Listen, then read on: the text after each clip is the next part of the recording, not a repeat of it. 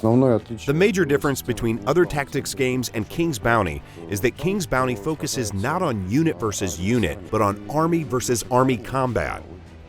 Also, each army may have a leader. In players' case, it's their main character. Leaders do not engage in direct combat, but they improve performance of their troops. They also cast various spells, ranging from support to direct damage. Tactics-wise, the most important new feature of King's Bounty 2 is that we now have 3D arenas that allow players to use differences in height and various features of the land to gain actual tactical advantage. 3D arenas cause you to think differently, even about familiar units. Take archers, for example. Now you can avoid their fire by finding some cover, like a hill.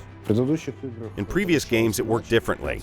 If there was some kind of obstacle or the distance was too large, we still allowed the shot, but with reduced damage. We don't do that anymore.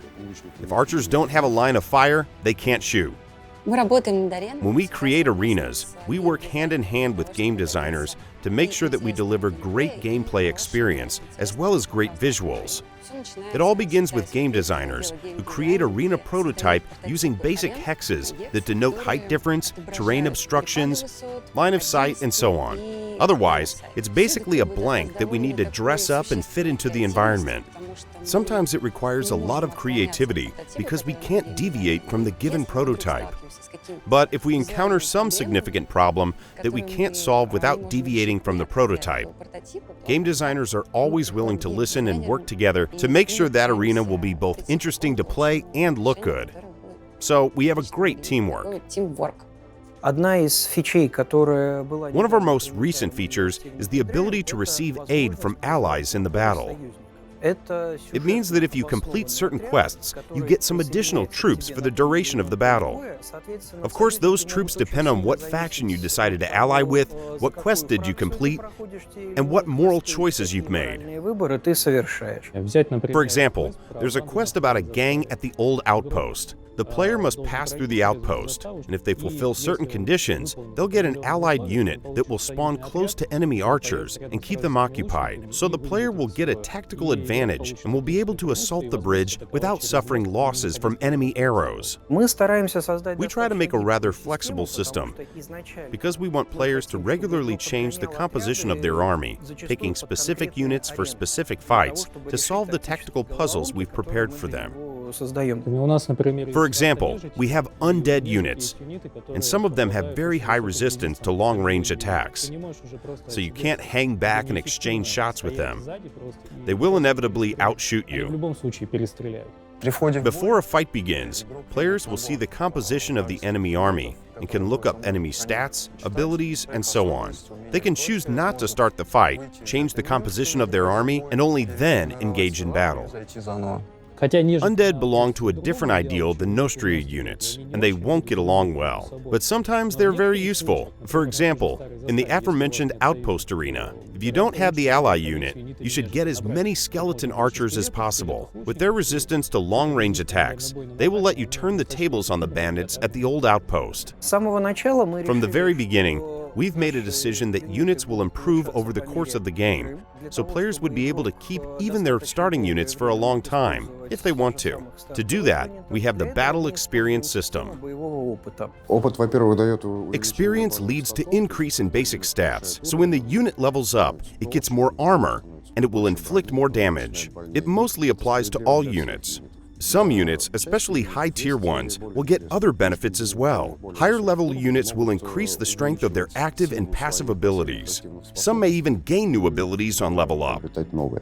Early-tier units are designed to let the player learn the basics of the game, so they have fewer active and passive abilities.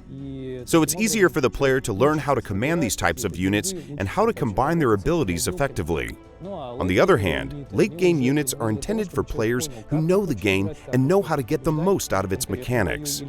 So these units have a lot of nuances that will be useful for a particular army composition or for certain arenas. Regarding main character archetypes, we've kept the same names: Warrior, Paladin, Mage. But we've decided to shift the balance a little. Warrior gives his soldiers a huge boost to their stats, so each one of them fights much harder. Paladins prioritize quantity. They have very high leadership, so they can take more troops with them. Mage, on the other hand, has a very small army, but very powerful spells and buffs. You have to keep in mind that players will also pay close attention to ideals of their character and associated talents. So each one will end up with a rather unique combination of skills and abilities. One of the major new features is that mana became a limited resource, like gold.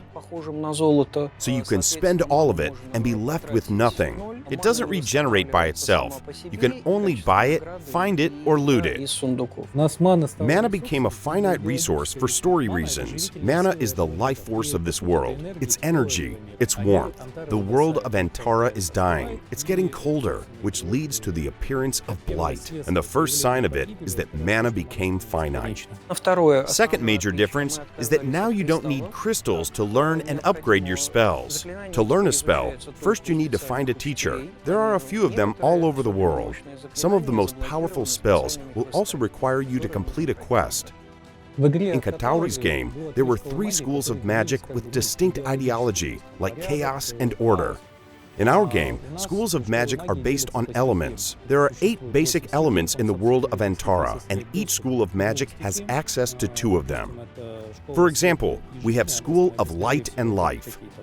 So obviously they'll have a lot of buffs and spells that influence your target's health, as well as some high-level direct damage spells. So we have a lot of spells, and they're very varied, so I think players will find a practical use for each one of them. Besides combat magic, we'll also have world magic. Probably talk about it in depth in one of our following videos, but it's going to be as useful as it was in the original King's Bounty.